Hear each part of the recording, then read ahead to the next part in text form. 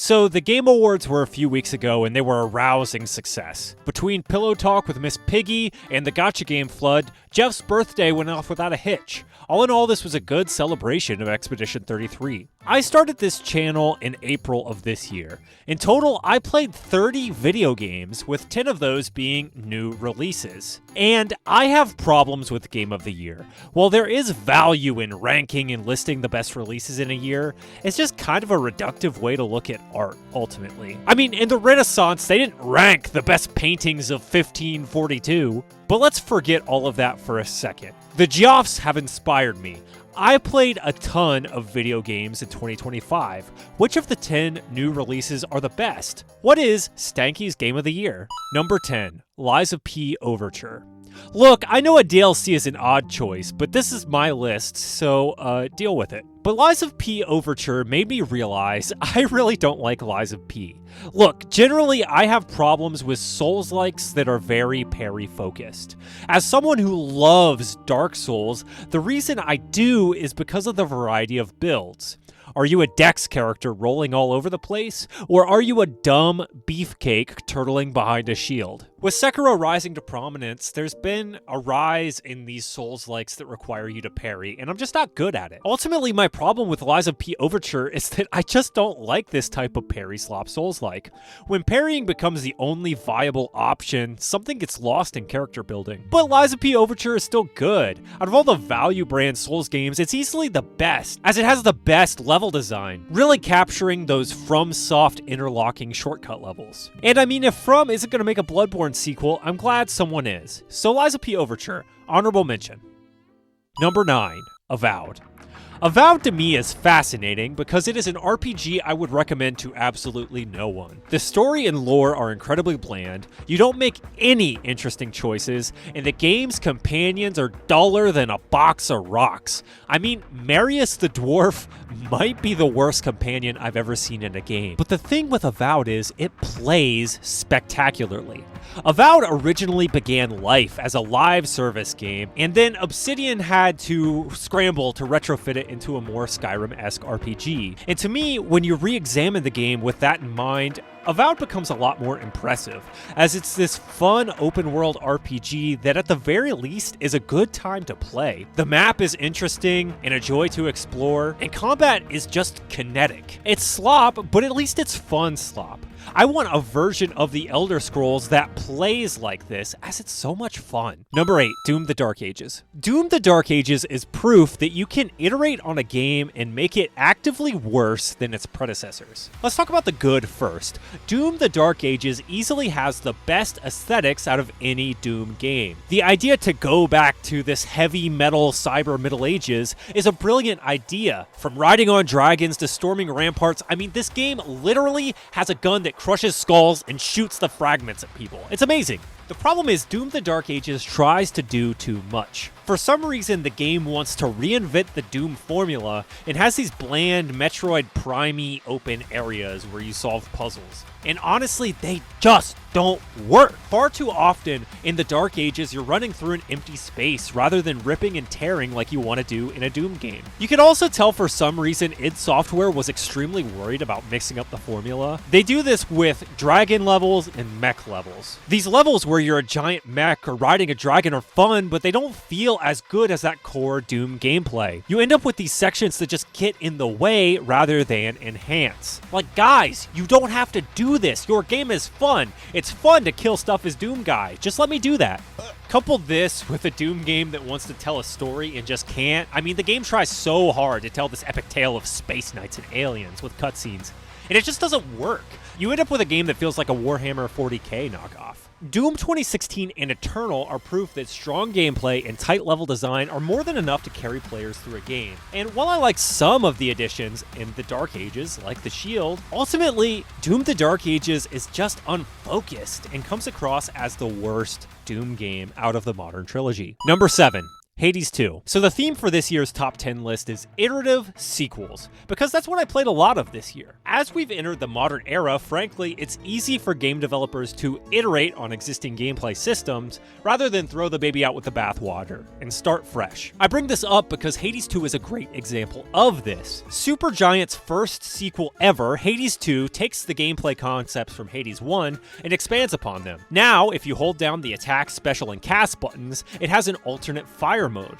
The game's lead, Malinoe, isn't a melee-focused character like Zagreus. Instead, the game focuses on ranged attacks and alternate casting. Overall, Hades 2 is more Hades, and I think I like it less than the original. Hades 1 is easily my top 5 video games of all time. When it released in 2020, I was enamored with it, putting in over 100 hours and getting the Platinum Trophy. But to me, Hades 2 just doesn't have the juice. As someone who's seen so much of the original game, everything just feels slightly worse. I don't think Mel is as interesting of a character, and overall the characters that inhabit the hub aren't as interesting or funny. The plot, while dire and has a good hook, ultimately feels less personal. There's something I really appreciated about Hades 1. The story of Hades 1 is this awesome story about a cruel father and a wisecracking son that ultimately make amends. And the game just doesn't feel as interesting. I don't know who Malinoe is. Her character is very bland and one note. From a gameplay perspective as well, the ranged attacks don't feel as good as Zagreus' up-close and personal melee.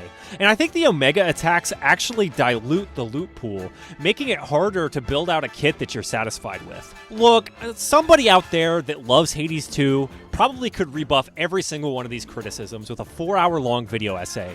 But the fact of the matter is, Hades 1 and 2 are so similar that people are going to have their preferences. They're both good games, but to me, Hades 2 feels a little flat, as I just prefer the gameplay sensibilities and writing of the first game more. Number 6, Lego Party. Here we go, the controversial pick. The one that's gonna get everyone angry. Yes, this year I had more fun with Lego Party than Hades 2. Let me explain. Video games are kind of my thing. Whenever I hang out with others, I love to introduce them to gaming and play games together. But not everything is a good introduction. Not every multiplayer game is a good experience for non-gamers. Smash is complex. Mario Kart can be difficult if you've never picked up a controller.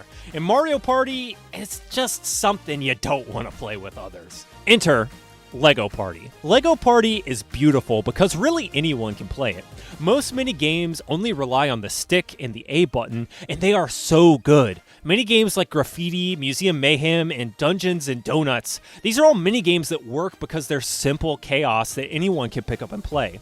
Some of the best moments I've had with family this year have been in Lego Party, because like Jackbox, it's one of those games that anyone can pick up and play. Beyond accessibility, the game is just immaculately designed. You play the mini games at the start of each round, and minigame performance determines who goes first, second, and last. There are special spots on the map where you can build out the game board differently with Legos, making each run feel a little different. The game also removes a lot of the Mario Party bullshit that makes those games unfun. Goodbye bonus stars, we're a meritocracy, baby. Look, I get it's insane to have Lego Party this high, but honestly, I really don't care, because it's some of the most fun I've had with games this year, as I've had some of the most fun playing this couch co-op game with the ones I love. Number 5, Death Stranding 2 on the beach. Death Stranding 1, to me, is proof that video games can be anything.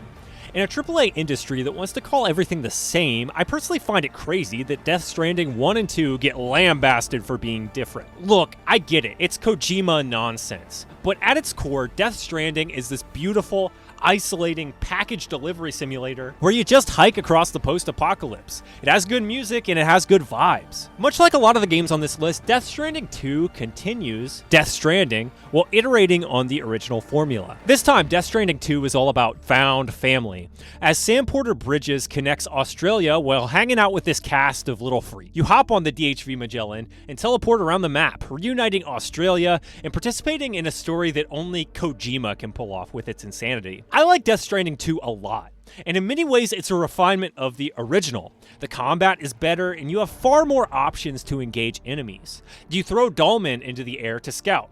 Do you craft armor and run in guns blazing? The new tools you get are a ton of fun. I mean, you can ride a coffin snowboard through the mountains. It doesn't get more Kojima than that. But overall, I think I like Death Stranding 2 slightly less than the original for a few reasons.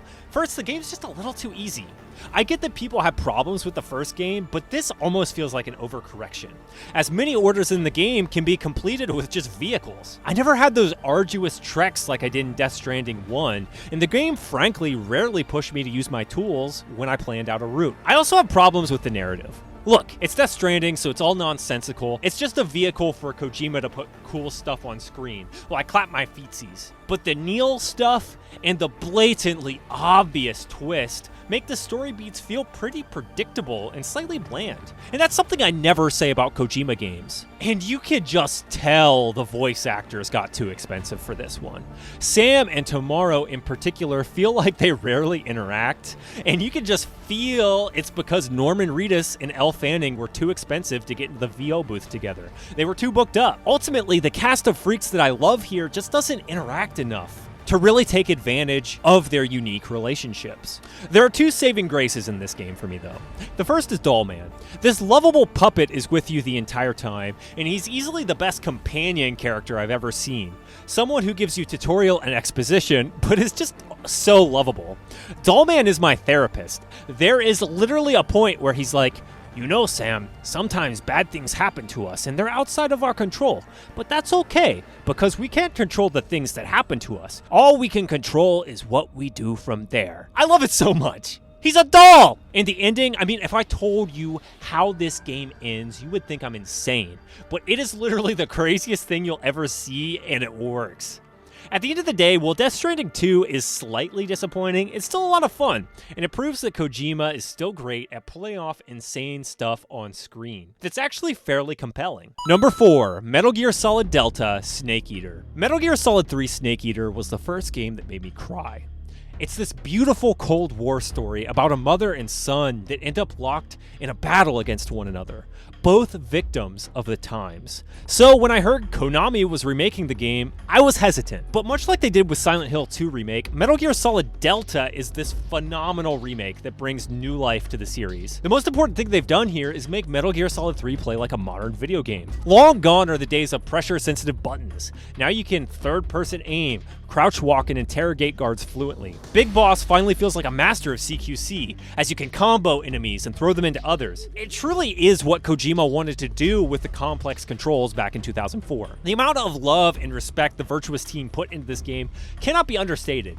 I mean, they even brought back the booby poster girls and let them submit pictures of where they are now in their modern life. It's crazy. While there may be little things to nitpick in terms of changes, I think ultimately Metal Gear Solid Triangles is the reinvigoration the series needed. If somebody asked me how they should get into Metal Gear in 2025, I would point them to this game, because it's just such a fun, stealth experience that tells the story I love. Number 3. Donkey Kong Bonanza. Donkey Kong Bonanza is everything I want from 3D platformers.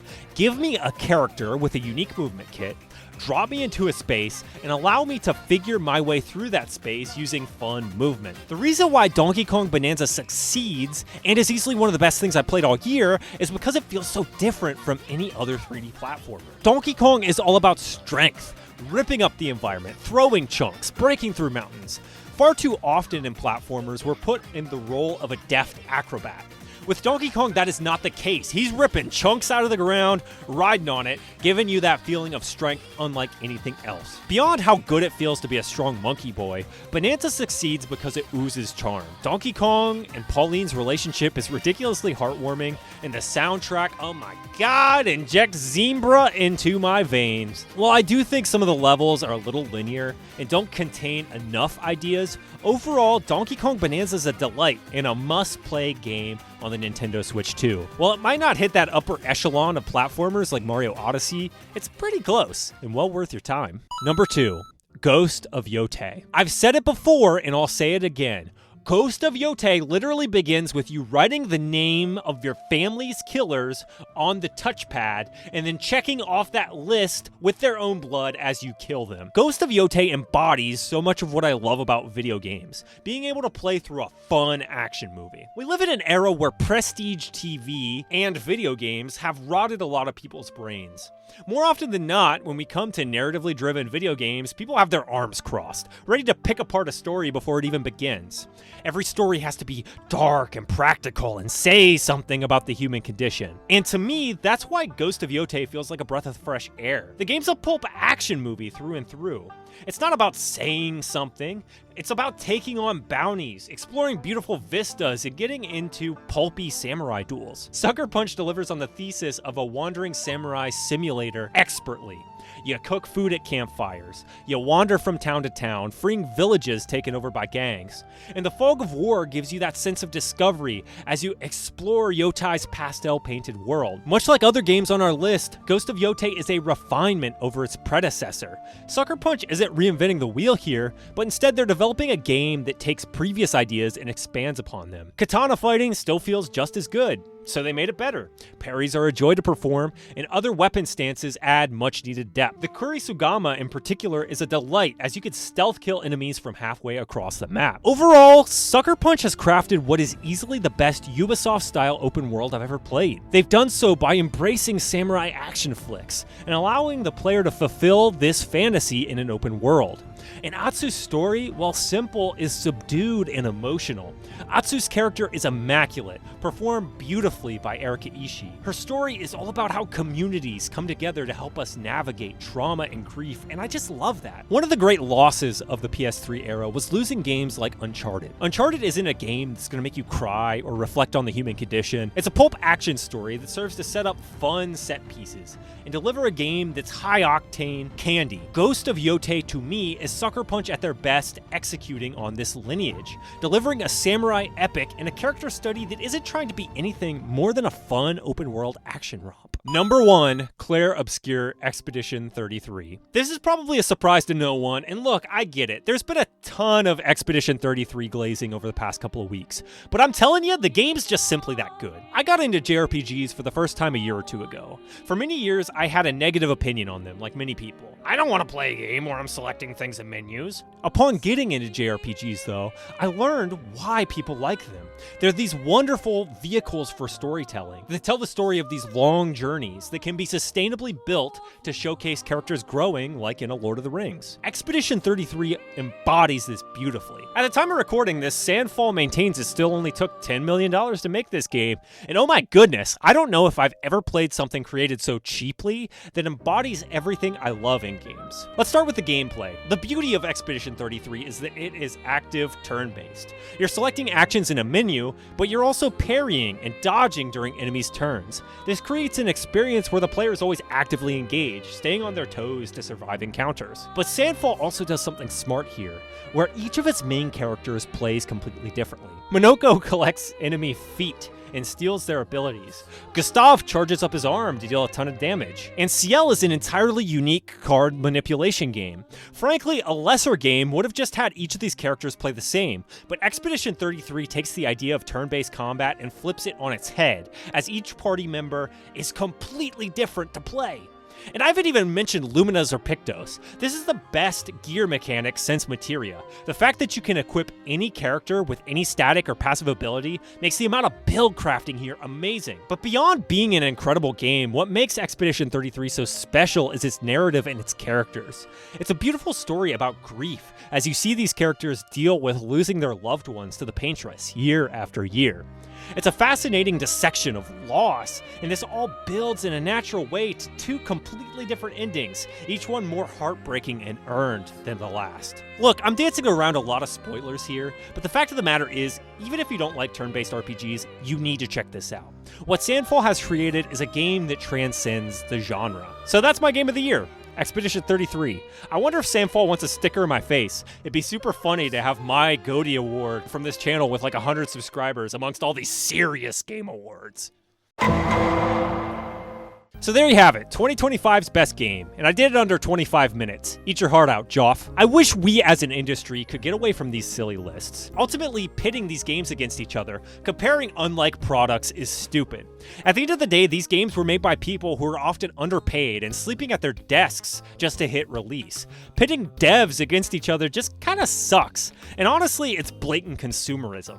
Buy the newest toys, focus on the new, forget the old, consume product. But I get it, these Game of the Year lists are fun, and they serve as an interesting buyer's guide for the best releases that came out in a calendar year. And I do see value in celebrating the biggest releases of that year, but let's be real.